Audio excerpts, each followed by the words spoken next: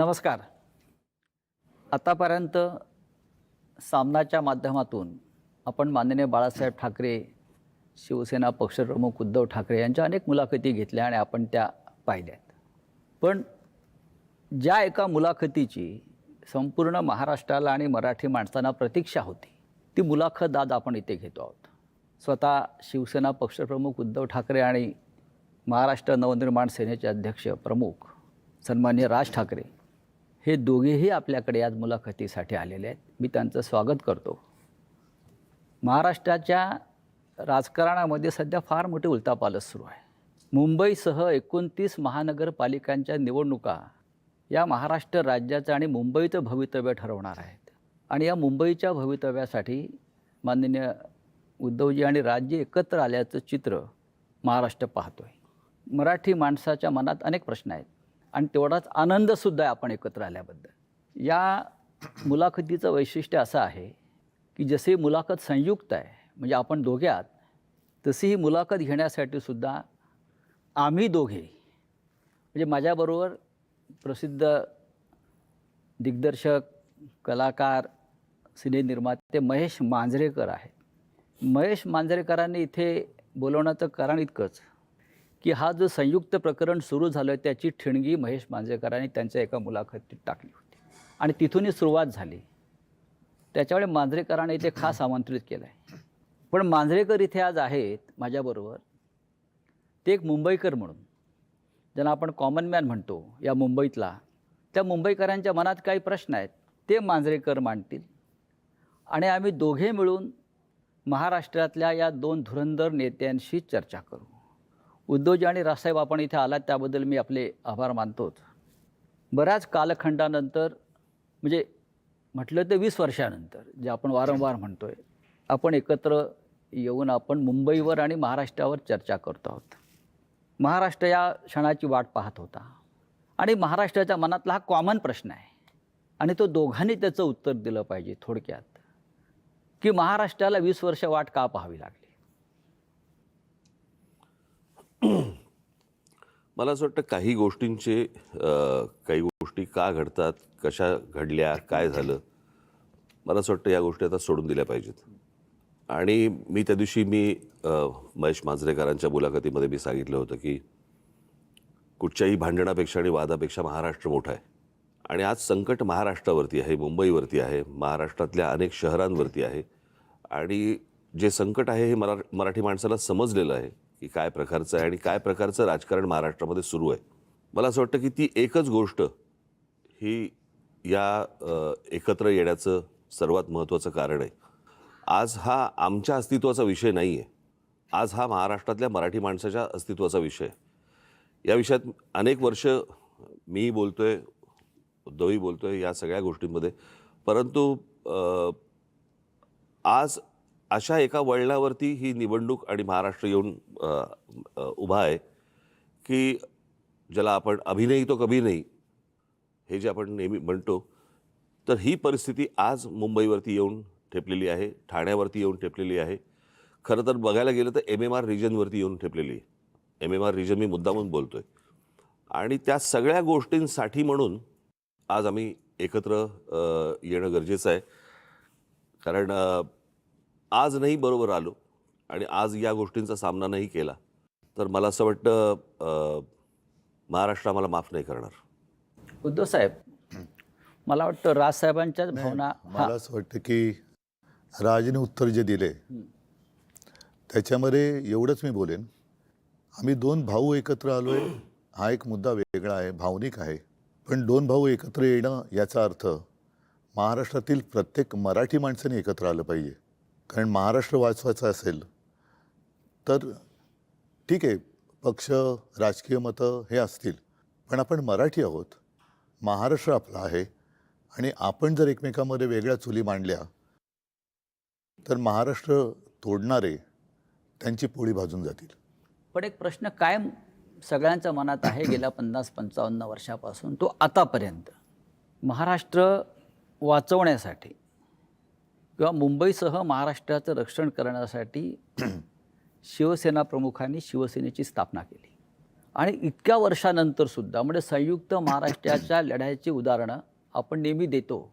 विशेषतः ठाकरे कुटुंब देत आलेलं आहे. मग राज्य असतील किंवा आपणही असाल, की आतापर्यंत आपल्या प्रत्येक भाषणात हा विषय आला की संयुक्त महाराष्ट्र. तुम्हाला आत्ता या क्षणी संयुक्त महाराष्ट्राच्या वेळची परिस्थिती जाणवते का? की त्यावेळेला जसा मराठी माणूस मुंबईसह महाराष्ट्र राहण्यासाठी एकवटला होता, तेच वातावरण तुम्हाला आता दिसतंय का? अर्थातच दिसतं. याचं कारण तुम्ही एक गोष्ट बघितली पाहिजे याच्यातनं, की माननीय बाळासाहेबांनी या विषयावरती तर म्हणजे आपण ज्याला म्हणू आपण संयुक्त महाराष्ट्र समिती फुटली आणि त्याच्यानंतर 6-1 वर्षातच शिवसेनेची स्थापना झाली. परंतु जेवढे लोंढे किंवा जेवढे लोक आज महाराष्ट्रामध्ये येत आहेत, म्हणजे जर समजा तुम्ही आत्ता जर समजा तुम्ही बघितलं तर जवळपास रोज उत्तरेतनं 56 ट्रेन्स ह्या महाराष्ट्रामध्ये येतात रोज, आणि भरून येत आहेत आणि रिकामे जात आहेत. आज जर समजा तुम्ही ठाणे जिल्हा, एक जिल्हा जर समजा पाहिलात, बरोबर आहे, ठाणे जिल्हा हा मला असं वाटतं जगामधला एकमेव जिल्हा आहे की जिकडे ठाणे, नवी मुंबई, कल्याण डोंबिवली, भिवंडी, वसई, मी आता पालघर वेगळा पकडत नाही आहे, तो आपण एकच होता, तो आत्ता वेगळा झाला, परंतु पालघरमध्ये वसई, त्याच्यानंतर मीरा भाईंदर, त्याच्यानंतर म्हणजे वसई विरार आली, त्याच्यानंतर तुमची नवी मुंबई, अशा जवळपास 8-9 महानगरपालिका आहेत. आपण नीट जर समजा पाहिलं तर ह्याची सुरुवात, सगळ्या गोष्टींची सुरुवात होते ग्रामपंचायत, नगरपंचायत, जिल्हा परिषदा वगैरे, नगरपालिका, महानगरपालिका, आणि ह्या सगळ्या ज्या होतात महानगरपालिका, ह्या लोकसंख्येनुसार ह्या गोष्टी वाढत जातात. जर एखाद्या जिल्ह्यामध्ये जर समजा 8-9 महानगरपालिका जर समजा असतील, आज मुंबईमध्ये किती आहेत? 1. पुण्यामध्ये किती आहेत? 2. बाकीच्या सगळ्या जिल्ह्यांमध्ये काढून बघा 1-1. ठाणे जिल्ह्यामध्ये 8-9 महानगरपालिका, याचा अर्थ बाहेरून येणाऱ्यांचे प्रमाण आणि तेच प्रमाण मुंबईमध्ये वाढणं, नुसतंच मुंबईमध्ये प्रमाण वाढणं नव्हे, ज्या प्रकारची दादागिरी, की अशा प्रकारची वाक्य कशी येऊ शकतात की मुंबईचा महापौर आम्ही उत्तर भारतीय करणार, मुंबईचा महापौर आम्ही हिंदू करणार. हे कधीपासून सुरू झालं? मी गेले अनेक वर्ष ही गोष्ट सांगतोय की माणसं नुसती येत नाही आहेत, हे फक्त रोजीरोटीसाठी येत नाही आहेत, हे आपापले मतदारसंघ बनवत आहेत, आणि तेच चित्र आता दिसतंय. आणि जी जुनी जखम जी आहे ना, जुन्या ज्या गोष्टी आहेत ना, की मुंबई महाराष्ट्रापासून स्वतंत्र करणं, वेगळी करणं, हे जे जुनं स्वप्न आहे ते कसं पूर्ण करता येईल याच्यासाठीची ही सगळी खटाटोप या लोकांचा चालू आहे. आणि मला असं वाटतं ते वातावरण जे संयुक्त महाराष्ट्राच्या वेळेला होतं, की जी मुंबई वेगळी करणं किंवा स्वतंत्र करणं किंवा गुजरातने मागणं, तेच वातावरण मला असं वाटतं आज आहे. आणि आज अशी परिस्थिती आहे, केंद्रात ते आहेत ज्यांची इच्छा आहे, राज्यात ते आहेत, आणि महानगरपालिकांमध्ये पण जर उद्या ते आले तर मला असं वाटतं आपण त्याच्यानंतर मराठी माणूस काहीच करू शकणार नाही. आणि ह्या सगळ्या गोष्टीकडे हतबलतेने पाहणं, हे मला असं वाटतं हे काही आमच्याकडनं होणार नाही, आणि म्हणून आम्ही एकत्र आलो. उद्धव साहेब, राजसाहेब जे म्हणतात त्या 100% तथ्य आणि सत्य आहे.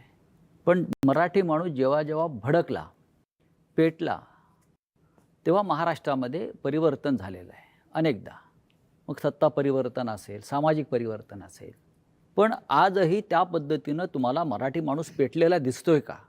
एक लक्षात घ्या की मराठी माणूस पेटला तेव्हा संयुक्त महाराष्ट्र झाला. मुंबई महाराष्ट्राला मराठी माणसाने मिळून दिली. मधला जो काळ होता 60 ते 66, जर माझा आवाज 60 ते 66, याच्यामध्ये आत्ता जी राजनी सांगितली ती परिस्थिती निर्माण झालेली. मराठी माणूस खचून गेला होता, आत्मविश्वास गमावला होता, आणि त्याच्यात एक ताकद, चैतन्य निर्माण करण्यासाठी शिवसेनेची स्थापना झाली. इतके वर्ष व्यवस्थित चाललं. आपल्याला सगळ्यांना असं वाटलं की आता हे काय पुढे कोण हिंमत करणार नाही. मात्र शिवसेना ज्या पद्धतीने त्यांनी फोडली, राजकारणामध्ये पक्षांतर होतात, इथली लोक तिकडे जातात, पण पक्ष संपवणं, पक्षाचं चिन्ह काढून घेणं, त्याची मान्यता जवळपास रद्द करणं, म्हणजे त्याचं अस्तित्व नष्ट करणं, जी मराठी माणसाची ताकद आहे ती तोडून फोडून टाकणं, हे काय दर्शवतं? म्हणजे ठीक आहे ना, मी मागे पण म्हटलं की युत्या होतात, आघाड्या होतात, आघाड्या तुटतात, युत्या तुटतात, पुन्हा मग ते पक्ष एकत्र येऊ शकतात, पण पक्ष संपवत आहे हा कोणता प्रश्न? पण त्यावेळेला सुद्धा राजसाहेब त्यावेळेला सुद्धा संयुक्त महाराष्ट्राची लढाई ही महाराष्ट्रातल्या मराठी माणसाविरुद्धच होती. राज्यकर्ते मराठीच होते आणि आताही राज्यकर्ते मराठीच आहेत. म्हणजे मराठी विरुद्ध मराठी. पण त्यांचे मालक जे आहेत त्यांच्याकडे ते नोकरी करतायत. यातलं सांगू का, हे सगळे ससाणे आहेत. मालकाच्या हातावरती बसून पक्षी मारून आणणं हे ससाण्याचं काम असतं. इथे मालकाच्या हातावरती बसून आपलीच माणसं फोडणं हे आत्ताच्या लोकांचं काम आहे. म्हणजे स्वकीयांचा घात करणं हे फक्त पक्षांमध्ये नसून राजकीय पक्षांमध्ये पण तेच चालू आहे. आणि तीच कृती आता सगळी सुरू आहे. आपल्याच लोकांकडनं ह्या गोष्टी करवून घ्यायच्या. कसं आहे, मराठी म्हणून तुम्ही एकत्र आलाच नाही पाहिजेत. आणि याच्यासाठी म्हणून मग जाती जातींमध्ये भेद निर्माण करणं, जाती जाती एकमेकांच्या अंगावर ढकलणं, एकमेकांच्या उरावरती बसवणं आणि त्याच्यातनं भांडणं, वाद, मारामाऱ्या ह्या सगळ्या गोष्टी करवून त्यांना महाराष्ट्र हा एकत्र मराठी म्हणून असता कामा नये याच्यासाठीचं हे सगळं अख्खं राजकारण त्यांचं सुरू आहे. आपण एकत्र आलेला आहात, महाराष्ट्राला आनंद झाला, मराठी माणूस एकवटला. पण भारतीय जनता पक्षाचे सध्याचे मुख्यमंत्री देवेंद्र फडणवीस म्हणतात आपल्या युतीविषयी, ही करप्शन आणि कन्फ्युजनची युती आहे. यांचा सगळ्यांचा डोलारा जो आहे ना, या सगळ्यांचा डोलारा हा नरेंद्र मोदींवरती अवलंबून आहे. बरं का, ही बसवलेली माणसं आहेत सगळी. ह्यातला बसलेला माणूस कोणीच नाही आहे. आणि बसवलेला जो माणूस असतो ना, तो फक्त धन्याचा ऐकतो, मालकाचा ऐकतो. त्याच्यामुळे मालक जे सांगेल त्याप्रमाणे काम करायचं, त्या सगळ्या गोष्टी करायच्या. त्याच्यामुळे मला काही त्यांच्या बोलण्याला काही लॉजिक आहे असं मला वाटत नाही. आणि भ्रष्टाचाराच्या गोष्टी तर फडणवीसांनी करूच नाहीत ना.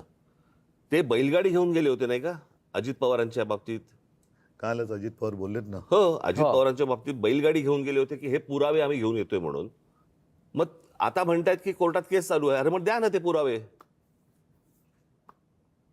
कसं आहे, आपलं ठेवायचं झाकून, दुसऱ्याचं बघायचं वाकून, या लेवलला आता ते आलेत.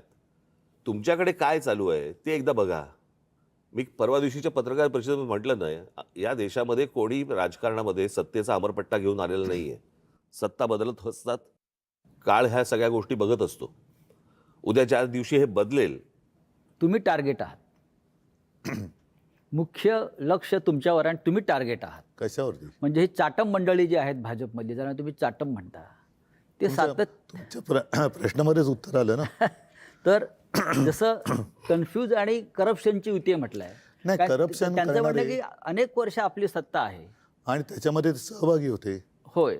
नाही, माझ्या मनामध्ये असा प्रश्न आहे की त्याने असा आरोप केलाय की 3 लाख कोटीचा भ्रष्टाचार झाला. महापालिकेत एवढे पैसे असतात? नाही, मी सांगतो. आणि जर एवढे पैसे असतील तर मग हे आमदार 50-50 कोटीला का पळून गेले? हे मला एकच मिनिट. पहिली गोष्ट म्हणजे मला ना त्या गोष्टीबद्दल एक जरा बोलायचं आहे की तो जो एक चालू होतं ना 50 खोके 50 खोके 50 खोके, मला असं वाटतं लोकांना नीट समजून सांगणं आवश्यक आहे. हे 50 खोके 50 खोके हा विनोदाचा भाग नाही. 50 खोके म्हणजे 50 कोटी रुपये झाले. 50 कोटी. 40 आमदार म्हणजे 2000 कोटी रुपये झाले. म्हणजे 40 आमदारांचे 2000 कोटी हे कुठून आले, कसे आले? भ्रष्टाचारातून, घोटाळ्यातून. बरोबर की नाही? म्हणजे बँकेतनं लोन तर थोडं नव्हतं ना घेतलं. त्याच्यामुळे कुठच्या भ्रष्टाचाराबद्दल कोणी काय बोलावं? मला एक बेसिक, आता 3 वर्षामध्ये कॉर्पोरेशनची इलेक्शन झालीच नाही. आज जो हे चालू ना मुंबई, मग 3 वर्षात मुंबई धोक्यात नव्हती का जेव्हा इलेक्शन झालं? माझे एक मुंबईकर म्हणून मी आज जेव्हा घरातनं बाहेर पडतो ना, तर मला खरं सांगू तर मला लाज वाटते की माझी मुलं ह्या शहरात वाढणार आहेत. मी काही गोष्टी रेग्युलरली फॉलो करतो. आजचा एअर क्वालिटी इंडेक्स 183 आहे. ज्याचा आज मी भोगतोय. एक फुगा असतो की ज्याची कॅपॅसिटी एक आपण म्हणतो की तो एक पर्टिक्युलर ह्याच्यात तो फुटेल. तर जवळजवळ ह्या एका फुग्यात जवळजवळ त्याच्या 5 पट हवा भरलेली गेलेली आहे. माझा एक प्रॉब्लेम आहे की मुंबई डिकंजेस्ट कधी होणार? म्हणजे मी आता बाहेरचे लोंढे बोलतच नाही. एक मुद्दा सांगतो, विचारतो तुम्हाला. तुम्ही इतके वर्ष मुंबईत राहतायत. माझा आणि राजचा जन्म मुंबईतला आहे. आज जेवढं प्रदूषण दिसतंय, हवेचा जो काही निर्देशांक वगैरे म्हणतोय प्रदूषणाचा, हा एवढा खराब कधी झाला होता का? ह्याचं कारण असं की आता यांची जी काय होर्डिंग्स लागलेत, विकासाची गती नाही आहे, ह्यांची विनाशाची गती आहे. नियोजन शून्य विकास हे याचं कारण आहे. कारण तुम्ही जे म्हणताय ना, एक तर आओ जाओ घर तुम्हाला इथूनच पहिली सुरुवात होते. त्याच्यानंतर साधारणतः आपल्याला नेमकं आज हवंय काय? आज जर का तुम्ही पाहिलं तर सगळीकडे रस्ते खोदलेत, जिथे जाऊ तिकडे रस्ते खोदलेत, मोठमोठ्या इमारती उभ्या राहिलेल्या आहेत. विकासाच्या नावाने मेट्रो असेल, काही ठिकाणी पूल असेल, हवेत. पण ते एका वेळेला सगळं तुम्ही काढलं आहे आणि त्यावेळेला मुंबईच्या खर्चाचा ताळमेळ हा बसवला गेला पाहिजे. मी मुंबईकर म्हणून मी तुम्ही म्हणतो, आपण सगळेच मुंबईकर आहोत. तुम्ही जो कर भरता त्याच्यासमोर तुम्हाला काय मिळतं? प्रदूषण. म्हणजे विकास तुमच्याकडे काय फार मोठा रस्ता आम्ही छान केला आहे, सरळ तुमच्या घरापासून हॉस्पिटलमध्ये जातो रस्ता, ह्याला मी विकास नाही म्हणत. हॉस्पिटल कमीत कमी असणं आणि आयुष्य चांगलं असणं हा विकास पाहिजे. माझं तर म्हणणं विकास नको आता. नाही, मुंबई ही विकास करण्याची आता लायकीची ही राहिलेली मानसिकता नाही. का झाली? कारण नियोजन शून्य विकास. आम्ही सुद्धा आज आमची जी होर्डिंग लागलेत, मी 12पासून लावतोय होर्डिंग. होय, हे आम्ही केलं आणि त्याच्याबद्दल मला अभिमान आहे आणि मला असं वाटतं मुंबईकरांना अभिमान आहे. मग त्याच्यामध्ये शाळेचा दर्जा असेल, पाण्याचा दर्जा असेल, किंवा आता कोस्टल रोड झालेला आहे. कोस्टल रोडसुद्धा हा आपण केलेला आहे. पण वाटेल तिकडे, जसं आता मी कलानगरला राहतोय, वेडेवाकडे उड्डाण पूल, आता तिकडे आणखीन एक वॉकर ब्रिज करतायत. कोणासाठी करताय? कशासाठी करतायत? आणि संपूर्ण धुळीचं आणि सिमेंटचे कण आपल्या फुफ्फुसामध्ये जात आहेत. मी तेच म्हणतो की आता विकास करण्यासाठी जागा नाही राहिली मुंबईला. म्हणजे कार्बन डायऑक्साईडचं प्रमाण 1 किलोमीटर मागे Mumbai is the highest in the world. म्हणजे आपण जो श्वास घेतो त्याच्यातनं आपण कार्बन ऑक्सिजनपेक्षा जास्त कार्बन. याचं मूळ कारण असं आहे की एक तर चाललेल्या काय ज्याला विकासाच्या नावाखाली ज्या काही गोष्टी सुरू आहेत त्या, आणि दुसरं म्हणजे मुंबईमध्ये, ठाण्यामध्ये, पनवेलमध्ये, नवी मुंबईमध्ये तुम्ही जर सगळीकडे आपण जर गेलो, प्रचंड मोठ्या प्रमाणावरती रिडेव्हलपमेंट सुरू आहेत. झाडं तोडतायत, झाडं तुटतायत, रिडेव्हलपमेंट सुरू आहे. डोंगर कापतायत. आणि काय होतं की ह्या सगळ्या ह्याच्यामध्ये आपल्याकडे ना डीपी बनतो पण टाउन प्लॅनिंग होत नाही. मी माझी काही भाषणं दाखवीन की जी साधारणपणे 2008ची वगैरे भाषणं आहेत, 2009ची भाषणं आहेत, की ज्यावेळेला मी पुण्यात जात असे आणि पुण्यातले माझी भाषणं आहेत की मुंबई खराब व्हायला एक काळ लोटला, पुणे ते बघणार नाही, पुणे लवकरात लवकर बर्बाद होईल. नाही, मी पुण्याला शिफ्ट झालेलो की मध्ये असं विचार केला मुंबई कंजेस्टेड, पुण्याला शिफ्ट झालो. नाही, पुणे तर पण बर्बाद. 6 महिन्यात परत मुंबईला आलो मी. आणि म्हणजे काय माझं म्हणणं, आता लोंढे आले राहू दे की आता मुंबई करत आता आले, आत्ता तरी थांबवायची गरज आहे. दोन्ही गोष्टी मूलभूत ज्या गोष्टी आहेत ना, जसं मी काही बातम्यांचे हे घेऊन आलेलो आहे. आता मुंबईमध्ये कांदळवन आहेत. कांदळवन साधारण कुठे होतात? समुद्र आणि खाडी जिकडे असते तिकडे. नाही, म्हणजे त्यांना समजेल असं म्हणजे मॅनग्रोव्ज. मँग्रोव्ज मला माहिती आहे. हां, म्हणजे मराठीत सांगायचं तर मँग्रोव्ज. तर विकासाच्या नावाखाली ते मँग्रोव्ज कापणार.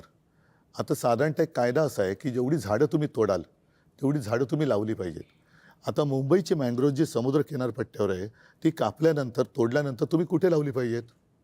तुम्ही पुण्याला गेलात, चंद्रपूरला गेलात, मुंबईतल्या कांदळवनाची भरपाई हे चंद्रपूरला करणार.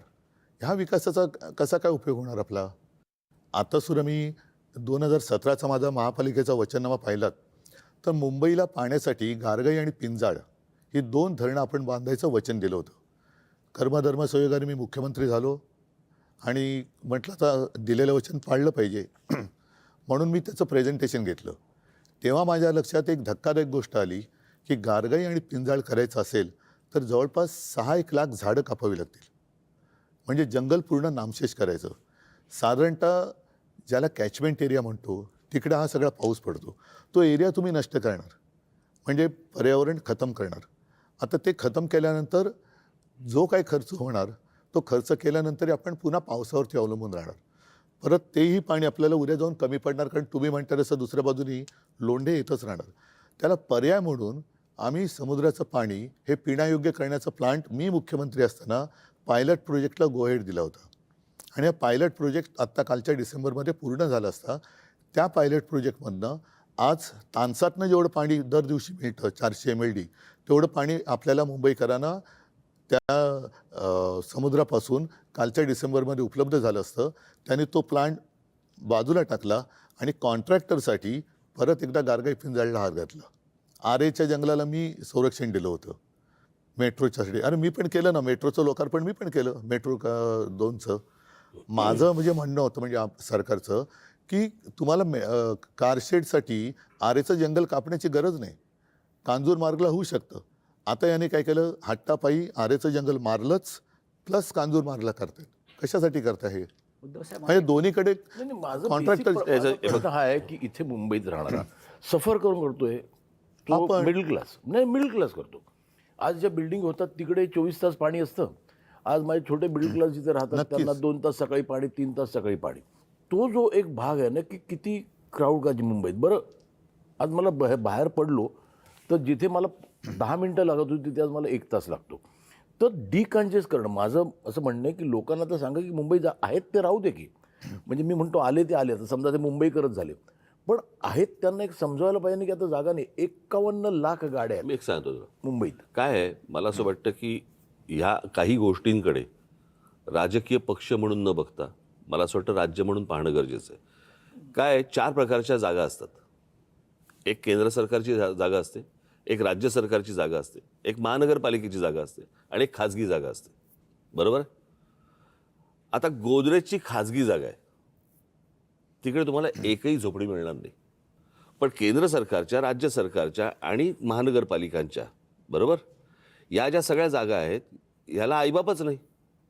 म्हणजे आज कित्येक वेळेला अशा अनधिकृत गोष्टी या पाडल्या गेल्या आणि नंतर तिकडचे कोणीतरी अधिकारी त्यांना त्याच्यावरती ज्या प्रकारचा ज्याला वचक पाहिजे तो वचक मला असं वाटतं की येणं गरजेचं आहे.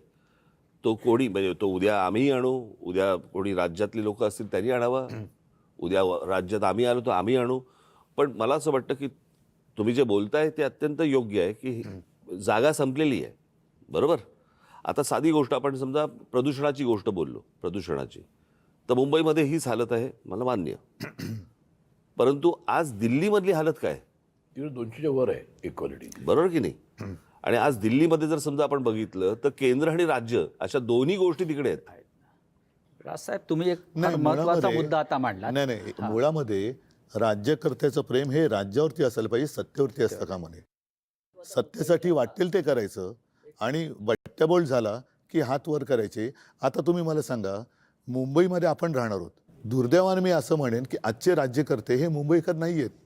जरी मराठी आहेत, महाराष्ट्रातले असले तरी त्यांना मुंबईकरांसाठी किंवा त्यांच्या शहरांसाठी काही पडले का त्यांच्या नागरिकांसाठी?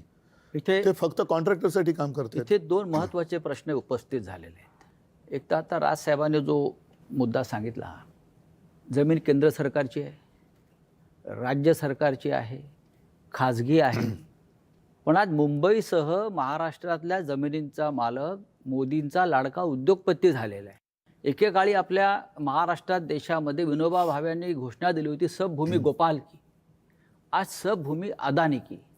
मुंबई वाचवायची असेल तर हे जे आपल्या मुंबईच्या मोक्याच्या जमिनी गिळंकृत करण्याचे जे काम चालू आहे, जे आपल्या जाहीरनाम्यातसुद्धा आहे, वचननाम्यातसुद्धा तो आपण मुद्दा घेतला आहे, हे आपण कसं करणार? मुंबई वाचवायची असेल तर आधी आपल्या महत्त्वाच्या मोक्याच्या जमिनी धारावीसह मिठागर असतील, टोल नाके असतील, हे आज एका उद्योगपतीच्या नाही, घशात आज- घालण्याचं आज- काम केलेलं आहे. नाही, आज त्यांना अडवणारं कुठे प्रशासनमध्ये नाहीच आहे ना.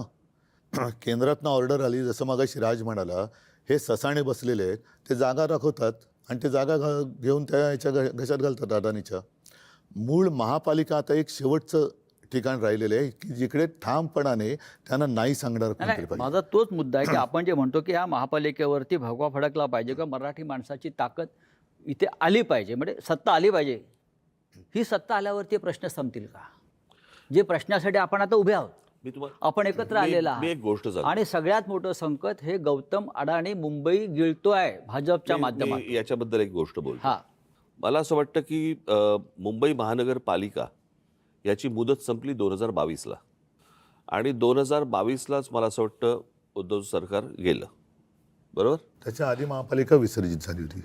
आधी म्हणजे कधी मग 21ला 6 महिन्या अगोदर त्या माझं जूनमध्ये सरकार पाडलं, मला वाटतं मार्च. 4-5 महिन्या अगोदर, बरोबर, तेव्हा मुदत संपली. 22 त्याच्यानंतर 25 पर्यंत, 4 वर्ष झाली आता. या 26. 25 पर्यंत, आज 26 कधी 26ला आज जानेवारीमध्ये निवडणूक होते. इतकी वर्ष का गेली? मी माझ्या पुढच्या काही भाषणांमधनं किंवा माझ्या काही इंटरव्ह्यूमधनं मी ते तुम्हाला नीट सांगणार आहे की ह्याचं काय प्लॅनिंग चालू होतं आणि 24 ते 25 मध्ये काय झालं. एका वर्षात काय झालं हे मी तुमच्यासमोर आणणार आहे. मी आत्ता नाही बोलत या विषयात, परंतु हे काय प्रकारचं प्लॅनिंग आणि कशासाठी ह्या निवडणुका पुढे ढकलत आज 26पर्यंत आल्यात ते मी तुम्हाला सांगणार आहे नंतर. ही माणसं जी आहेत ना, ही म्हणून मगाशी मी म्हटलं नाही, ही बसवलेली माणसं आहेत. आणि तू म्हणतोस की हे जागा दाखवतात, हे जागा नाही दाखवत, ते जागा पाहतात. हा, तेच ह्यांच्याकडे ते. सह्यांसाठी फक्त फायली येतात की ह्याच्यावर सही कर. आता आपल्याच लोकांना, आपल्याच इकडच्या मराठी लोकांना समजत नाही होत आपण काय करतो. हे त्यांना नंतर कालांतराने समजेल की त्यांनी आपण काय महाराष्ट्राचं घोडचुका डेथ वॉरंट केल्या. काढलेलं नाही आहे. नाही, एक मिनिट. आपल्या सहीनं मराठी संजय. माणसाच्या सहीनं मराठी माणसाचं डेथ वॉरंट काढलं. आणि तसं त्यातलं कसं आहे, एकच मिनिट, की देवेंद्र फडणवीस नागपूरचे, अजून बाकीचे सगळे बाहेरचे. मी एकदा ना, एकच गोष्ट म्हणून सांगतो, मी एकदा स्वित्झर्लंडला गेलो होतो. आणि स्वित्झर्लंडला गेल्यावरती मी तो देश पाहत होतो. आणि तो देश सगळ्या काय गाड्या फिरत आहेत, सगळ्यांकडे उत्तम नोकऱ्या आहेत, सगळे सुंदर रस्ते आहेत, उत्तम निसर्ग आहे, सगळं व्यवस्थित छान. तो सगळा देश पाहताना मला पहिला मनात प्रश्न आला, इथला विरोधी पक्ष काय करतो. हो. म्हणजे निवडणुकीच्या तोंडावरती काय सांगतो तो, की मी तुम्हाला हे देईन, मी तुम्हाला ते देईन, मी तुम्हाला त्या कल्पनेच्या बाहेर होतो मी. बरोबर आहे. मुंबईमध्ये मुंबईकरांना काय पाहिजे हे मला असं वाटतं मुंबईत तुम्हाला तिथे जन्माला आल्याशिवाय कळणार नाही. बाहेर येऊन ज्यावेळेला तुम्ही ती एखादी गोष्ट बघता, शहर बघता किंवा एखादा देश बघता ना, तुम्हाला समजणारच नाही तिथले प्रश्न काय ते. आता उदाहरणार्थ समजा तुमचा कुठचा काय गृहनिर्माण मंत्री किंवा अजून कुठचा PWD मिनिस्टर किंवा अजून कुठेतरी हे बाहेरचे ज्यावेळेला येतात, ते ज्यावेळेला मुंबईत येतात त्यावेळेला त्यांना प्रश्न पडतो, सारा प्रॉब्लेम काय शहराचा. रस्ते आहेत, हॉस्पिटल आहेत, दिवे आहेत, शाळा आहेत, कॉलेजेस आहेत, पाणी आहे 24 तास. इथले प्रॉब्लेम काय आहेत. कारण तो कंपॅरिझन करतोय त्याच्या रस्त्यांशी, त्याच्याकडच्या लोडशेडिंगशी, त्याच्याकडच्या सगळ्या गोष्टींशी. त्याच्यामुळे हे सगळे प्रॉब्लेम होतात. तुमची मानसिकता कशी आहे. माझं जे आता मी इथे मुंबईकर म्हणून बोलतो आता, हे पॉलिटिकल बाजूला ठेवून, की मला जे बाहेर पडल्यावर प्रश्न पडतात ते, की आज आई भीक मागू देत नाही की वडील चोरी करू देत नाही, अशी परिस्थिती फक्त मिडल क्लासची आहे. त्या मिडल क्लाससाठी काय म्हणजे आज आपण म्हणतो की बाहेर रस्त्यावर फिरा, फुटपाथ. आता आम्हाला लहानपणी सांगायचं की the pedestrian should walk on the footpath. नाहीच आज फुटपाथ, चालणार कुठे. आज शाळांचे एवढे प्रॉब्लेम आहेत. माझं म्हणणं आहे की कॉर्पोरेशनकडे एवढ्या शाळा आहेत, त्या एवढं बजेट आहे मुंबई कॉर्पोरेशनचं, त्या अत्याधुनिक का केल्या जाऊ नये. आता कसं आहे, आणि आज डिजिटल एज्युकेशन झालं आहे. असंही नाही की टीचर्स चांगले पाहिजे, आम्हाला टीचर्स चांगले मिळत नाही. तर आज एक म्युन्सिपाल्टी शाळेत जाताना मला मुलाला पाठवताना मला लाज नाही वाटता का. मग ते त्यांच्या बरोबरीने का नाही करता येत. कारण होऊ दे की आता मुलांना एअर कंडिशनमध्ये बसायची सवय आहे. नाही, याच्याबद्दल एक नक्की सांगेन. हां, अगदी एअर कंडिशन नसेल, पण साधारणतः 2010 पासून मी अभिमानाने सांगेन की देशामध्ये मुंबई महानगरपालिका ही एकमेव महानगरपालिका असेल की तिने अत्याधुनिक यंत्रणा किंवा सुविधा वापरायला लागले. व्हर्च्युअल क्लासरूम म्हणजे काय केलं आम्ही, साधारणतः एका विषयामध्ये महापालिकेच्या शाळेमध्ये एक चांगला शिक्षक किंवा शिक्षिका कोण आहे त्यांना बोलवण्यात आलं आणि एका स्टुडिओतून 10वीच्या विद्यार्थ्यांना एका स्टुडिओतून त्या शिकवायच्या किंवा शिकवतात. आणि हे शिकवणं म्हणजे मन की बात नाही, प्रश्नोत्तर होतात. आज मी जे तुम्हाला सांगितलं ना की याच्यामध्ये आम्ही पुस्तिकाच केलेली आहे. आणि तुम्ही म्हणाला त्याच्यात जवळपास 1300 शाळा आपल्या मुंबईमध्ये आहेत महापालिकेच्या. आणि या महापालिका शाळेमध्ये 3.5 लाख विद्यार्थी जवळपास वेगवेगळ्या 8 भाषेमध्ये शिक्षण घेतात. म्हणजे मराठी तर आलीच, इंग्रजी, सेमी इंग्रजी आली, हिंदी, उर्दू, गुजराती, अशा या सगळ्या 8 भाषांमध्ये आपण त्यांना शिक्षण देतो. आणि ही साधारणतः 2010 साली सिस्टीम सुरू केल्यानंतर 2014-15च्या सुमारास आम्ही 8वी ते 10वी म्हणजे जे शिवसेना प्रमुखांचं एक स्वप्न होतं की विद्यार्थ्यांच्या पाठीवरती किती ओझं आहे, तर तो अभ्यासक्रम आम्ही सिम किंवा सिममध्ये आणला. एक सिम कार्ड असतं ना फोनवर टाकायचं, आणि ते टॅबमध्ये टाकून द्यायला लागलो. त्याच्यामध्ये बऱ्याचशा गोष्टी ह्या ॲनिमेटेड होत्या, म्हणजे मुलांना पटकन समजायचं की काय काय. एखादी गोष्ट आपण दाखवू शकत नाही की समजा एखाद्या ग्रहाला इतके चंद्र आहेत, त्या चंद्रावरती वातावरण कसं असेल, अशा काही गोष्टी आपण प्रत्यक्षात दाखवू शकत नाही. त्याचं ॲनिमेशन करून ते त्याच्यात टाकण्यात आलं. त्याचा परिणाम असा झाला की महानगरपालिकांच्या शाळांचा रिझल्ट हा जवळपास 100%च्या जवळ आला. आणि आता तुम्ही जे म्हणताय ना, पहिल्या प्रथम महापालिकांच्या शाळांमध्ये ॲडमिशन पाहिजे म्हणून चिठ्ठ्या मागायला लोक यायला लागले आणि ॲडमिशनसाठी लोकांच्या रांगा लागायला लागल्या. बऱ्याचशा मी बघितले म्युनिसिपल स्कूल्स बंद होऊन तिकडे काहीतरी वेगळं करायचं होतं ते. नाही, त्याही शाळांबद्दल आता या गेल्या 4 वर्षात त्या तक्रारी वाढल्यात. पण अगदी SSE तर आहे, CBSE, ICSE वगैरे या सगळे अभ्यासक्रम आपण त्या शाळांमध्ये आणले. आता गेल्या 4 वर्षात काय झालंय?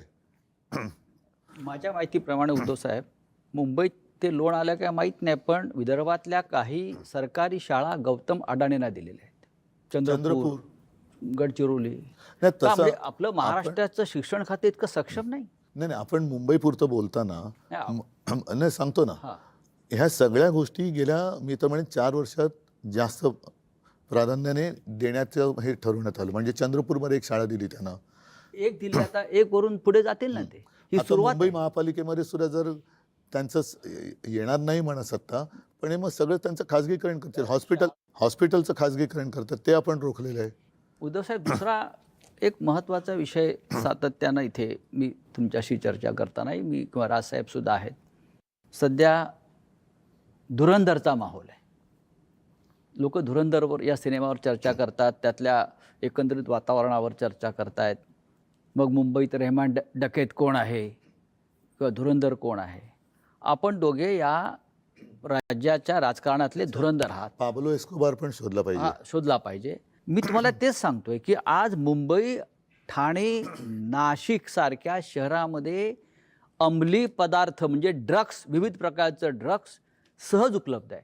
ठाण्यामध्ये परवा 5.5 कोटीचं मॅड्रेक्स पकडलं ठाण्यात. साताऱ्यामध्ये ड्रगची फॅक्टरी डेप्युटी CMच्या दारात पकडली. मुंबईमध्ये काल 2.25 कोटीचं ड्रग्स पकडलं. हे चित्र या महाराष्ट्रात यापूर्वी कधीच नव्हतं. आणि हे सगळं ड्रग्स गुजरातच्या मार्गे, मुंद्रा पोर्ट जे अडाणींचं आहे, हे चित्र तुम्हाला महानगरपालिका आहेत, प्रत्येक ठिकाणी महानगरपालिका आहेत. हे चित्र गंभीर नाही का? ह्या सगळ्या गोष्टींच्या महानगरपालिकांशी संबंध काही नाही. पहिली एक गोष्ट लक्षात घेतली पाहिजे आपण. याला केंद्र आणि राज्य, म्हणजे या ज्या प्रकारच्या ड्रग्सच्या विरोधातल्या ज्या धाडी या गेल्या 10 वर्षामध्ये बंद झाल्यात आणि साधारणपणे शाळांपर्यंत हा प्रकार आता मुलांपर्यंत यायला लागलेला आहे. शाळेच्या बाहेरच्या पानटपरीवर ड्रग्स मिळत आहे. आणि आपण जर समजा आपण त्याच्या सगळ्या गोष्टींचं जर नीट त्याचं ॲनालिसिस केलं तर राजकारणामध्ये वाढलेला पैसा आणि रस्त्यावरती आलेला ड्रग्स याचा एकमेकांशी काय संबंध आहे तो पण मला असं वाटतं जुळून पाहायला पाहिजे. कारण एवढा राजकारणामध्ये ज्या प्रकारच्या निवडणुकांवरचा खर्च आणि सगळ्याच गोष्टी ज्या प्रकारे होत आहेत आणि ज्या प्रकारे ड्रग्ज रस्त्यावरती येतात आणि त्याच्यावरती कोण हे व्यवहार करतं, ह्याच्यावरती कुठच्याही प्रकारच्या धाडी किंवा त्याच्यावरती कुठचीही बंधनं येत नाही आहेत, हे काय आहे हे मला असं वाटतं केंद्र आणि राज्य सरकारला विचारणं गरजेचं आहे. नाही, उठसूट मुख्यमंत्री सगळ्यांना क्लीन चिट देत सुटलेत. साताऱ्यामध्ये एवढी कारवाई झाल्यानंतर निदान ती फॅक्टरी आहे तरी कोणाची हे तर सांगा. तिथे क्लीन चिट दिली ना. तिकडे पण म्हणजे त्यांच्यावरती जे आमच्यावरती आरोप करतायत ते ठीक आहे, तेवढंच त्यांना करता येतं. पण त्यांच्या बुडाशी काय जळतंय ते कधीतरी बघा ना. ते बूड जळून खाक झाल्यानंतर बघून काय उपयोग आहे? म्हणजे असे कोण त्याच्यातले इन्व्हॉल्व असणारी लोक त्यांच्या आजूबाजूला अंगत पंगत करत बसलेत का? महानगरपालिका जरी असल्या तरी आपण पाहतोय की राजकारणाचं ज्या पद्धतीनं गुन्हेगारीकरण झालेलं आहे खुल्याम. यांच्या मुळामध्ये गुन्हेगारीकरणपेक्षा मला त्याचं मी चांगला शब्द म्हणजे विद्रुपीकरण झालं आहे. म्हणजे मी मगाशी धुरंधरचा उल्लेख केला, त्याच्यामध्ये कराचीमधलं एक लॅरी शहर आहे दाखवलेलं. ज्या पद्धतीनं लॅरी शहरातल्या माफियांची मोडस ऑपरेंडी होती किंवा झालेली होती त्यावेळेला, त्याच पद्धतीनं मुंबई, ठाणे, नाशिक, पिंपरी चिंचवड या प्रमुख शहरामध्ये, नागपूर, त्याच पद्धतीनं आज तुम्ही प्रमुख शहरं घेऊच नका. हां, तुम्ही मराठवाड्यामध्ये जा, तुम्ही पश्चिम महाराष्ट्रामध्ये जा, तुम्ही विदर्भामध्ये जा आणि जी छोटी जी शहरं आता जी उभी राहत आहेत ना तिकडची परिस्थिती बघा. बीड आहे. मग नाही, पण म्हणून मी मागे एकदा बोललो होतो की आपल्या देशाला पंतप्रधान पाहिजे. देशाला पंतप्रधान नाही आहे, भाजपला पंतप्रधान आहे. तसंच महाराष्ट्राला मुख्यमंत्री नाही आहे, जो आहे तो भाजपचा आहे. म्हणजे हे सगळेजण त्यांचा पक्ष आणि सत्ता एवढं सत्तांध झालेली आहेत लोक की लोक मेले तरी चालतील, नागरिक मेले तरी चालतील, त्यांची मुलं बाळं ड्रग्सच्या आहारी गेले तरी चालतील, त्याच्यात धंदे करणारे आपल्या बाजूला बसले तरी चालतील, पण आम्हाला सत्ता पाहिजे. ही जी काही वृत्ती याच्यावरती आपण काय बरं. करणार? ठीक काय आहे, म्हणजे- आपल्याकडे कायदा सुव्यवस्थेचं खातं नाहीये, आपल्याकडे सरकार नाहीये, नाही, पण याच्यासाठी- आपल्याकडे जनसंघटन आहे ना. जेव्हा ह्याच्यासाठी शेवटी काय आहे, जसं राज म्हणाल तसं की सत्ता हातात असणं गरजेचं आहे, की जिकडे आपण कायदेशीर बंधनं उद्या जाऊन तिकडे धाड टाकल्यानंतर यांचेच बगलबच्चे निघाले तर लोक आता गेल्या नगर परिषदेच्या निवडणुकीमध्ये मालवण वगैरे त्या भागात त्यांच्याच युतीतल्या मित्रपक्षाने त्यांच्या दुसऱ्या पक्षावरती धाड टाकली. काय मिळवलं? पैसे दिसले, पुढे काय झालं? Clean chit. उपयोग काय? म्हणजे काय होतं, या सगळ्या गोष्टींना कुठेतरी बंधनं घालण्याला सुरुवात होण्यासाठी या महानगरपालिका आत्ता या क्षणाला खूप महत्त्वाच्या आहेत आणि लोकांनी त्यांचा राग, मला असं वाटतं, हा जे सगळं महाराष्ट्रात चालू आहे हा इथे व्यक्त करणं गरजेचं आहे. ही सत्ता आमच्यासाठी नको आहे, परंतु ज्या काही गोष्टी होत आहेत याच्यावरती जर बंधनं आणायची असतील, त्याला सुरुवात जर समजा करायची असेल, तर मला असं वाटतं महानगरपालिका आत्ता ही गरज आहे, ज्याच्यासाठी खास करून मुंबई, ठाणा, पुणा, नाशिक, तुमचं मीरा भाईंदर असेल, कल्याण डोंबिवली असेल, इतर सगळ्या महानगरपालिका, इथे लोकांनी आत्ता राग व्यक्त करणं गरजेचं आहे. काय होतंय, लोकांकडनं जर समजा त्यांनाच मतदान होत असेल, बाकीच्या गोष्टी सोडा, ते माघारी घेऊन पैसे देऊन काहीतरी ते माघारी घ्यायला लावणं वगैरे वगैरे, पण लोकांनी जर समजा मतदानातनं राग व्यक्त नाही केला तर मला असं वाटतं की ते मग आपण म्हणतो ना नंतर की ते राजानं मारलं काय आणि पावसानं झोडलं काय, तक्रार कोणाकडे करायची? तुमच्याकडे करणार लोक तक्रार. तक्रार नुसतं म्हणजे आमच्याकडे फक्त तक्रार, मतं नाहीत, असं थोडी होतं. आता उमेदवार जे माघार घेत आहेत, आता ह्याच्या पुढची परिस्थिती कदाचित अशी होईल की जसं अमेरिकेने तो व्हेनेझुएलाचा अध्यक्ष उचलून नेला, तसे आता जिल्हाध्यक्ष आणि सगळे महापौर उचलून घेऊन जातील दिल्लीला, सुरतेला. व्हेनेझुएलाचे अध्यक्ष आपले मादुरो. मंत्री नेलेच ना त्यांनी. नाही, माझं म्हणणं तेच नाही, आहे. नाही, माझं हे- म्हणजे आपले व्हेनेझुएला मंत्री जसे एक उचलून देश आहे. सुरतला नेले. व्हेनेझुएला मला एक वाटतं- देश आहे. नाही संजय, जसं आपले मंत्री यांनी उचलून सुरत आणि गुवाहाटीला नेले, ट्रम्पने तेच केलं. तेच केलंय. हे सुरुवात इथून झाली. व्हेनेझुएला देशाची लोकसंख्या सुद्धा 2,30,00,000 आहे आणि मुंबईची लोकसंख्या सुद्धा आपण मगाशी म्हणाला त्यानुसार 231 आहे. आणि दोन्ही शहरांचे आणि व्हेनेझुएलाचे प्रश्न तसेच आहेत. कोणत्याही प्रकारचा विकास नाही, ड्रग्स तेवढंच आहे, गुन्हेगारी आहे. पण मग आता तिथल्या इथून कोणाला अध्यक्षाला- उचलायचं आहे? जे करतात त्यांना उचललंच पाहिजे. त्यांना जर का तुम्ही चोंबाळत बसलात केवळ सत्ता पाहिजे म्हणून, तर सत्यानंच त्यांचाही होणार आहे जे चोंबाळतात त्यांचं. नाही, माझं म्हणणं आहे की आत्ता जे म्हणजे आपण प्रत्येक वेळेला म्हणतो की मतदान हा माझा हक्क आहे. आता हे जिथे निर्विवाद आलेत, कोणीच नाही, बिनविरोध. त्यांनी कसं दाखवायचं काळं बोटावरचं? म्हणजे माझा हक्क तुम्ही हिरावून घेताय ना, माझा मतदानाचा हक्क तुम्ही हिरावून घेताय. तर माझं म्हणणं तर त्याला काही पर्याय नाही आणि ही सवय अख्खी लागू नये प्रत्येक ठिकाणी. म्हणजे जो मतदार जो निवडतो म्हणजे त्याचं मत की मला हा हवा की नको हे राहिलंच नाही. मग अशा वेळेला तर काही करू शकत नाही. आता एखादा आला निरो, कोणीच उभं राहिलं नाही, मला वाटतं तिकडे असं आलं पाहिजे की मग 30% लोकांनी म्हटलं ना की आम्हाला नको, तर ते बाद केलं गेलं पाहिजे. नाही, काय आहे, तो मला अधिकार, मत आहे ना माझं. त्या वोटिंग पॅड जे आहे ना त्याच्यावरती एक अधिकार आहे नोटांचा, पण त्या नोटांमुळे झालेला प्रॉब्लेम आहे हा. नाही, पण नोटा आता तो निर्विवाद असेल तर तिकडे वाटलेल्या मतदानाला नोटा- वाटलेल्या नोटांमुळे झालेला वाटलेल्या नोटांमुळे झालेला प्रॉब्लेम आहे, त्याच्यामुळे नोटाचा पण अधिकार नाही. घ्या. पण आता जिथे निर्विवाद आले तर तिकडे नोटा पण दाबायला चान्स नाही ना. एक्झॅक्टली, कारण नोटा मिळाल्या ना. नाही, पण म्हणून माझं म्हणणं आहे की नोटा हे नाही पाहिजे. नाही महेशजी, हां. म्हणून जसं काही वेळेला एखाद्या कामासाठी टेंडर काढलं जातं आणि ते टेंडरमध्ये जर काही गफलत वाटली तर रिटेंडर करतात. तसंच मला असं वाटतं, मी परवाच्या आमच्या पत्रकार परिषदेत बोललो की जिथे हे बिनविरोध झालेत तिथे निवडणूक आयोगाने रिझल्ट थांबवले, ते आमच्या बाकीच्या निवडणुकांबरोबर जाहीर करतील, कारण तो गुलाम आहे त्यांचा. तिथल्या निवडणुकीची प्रक्रिया नव्याने घेतली पाहिजे. हे जे बिनविरोध सगळं थोतांड झालं, कारण आता ते तिकडनं त्यांनी, बरं या बिनविरोधमध्ये आमच्या दोघांचा एकसुद्धा नाही, राष्ट्रवादी पवारसाहेबांचा एकसुद्धा नाही, अपक्ष एकसुद्धा नाही आला. हे काय योगायोग आहे? त्याला मी तेच म्हणतो. म्हणजे ते योगायोग आहे का काय आहे काय हे? नाही, माझं म्हणणं आहे की लोकांच्या मताला काही व्हॅल्यू आहे की नाही?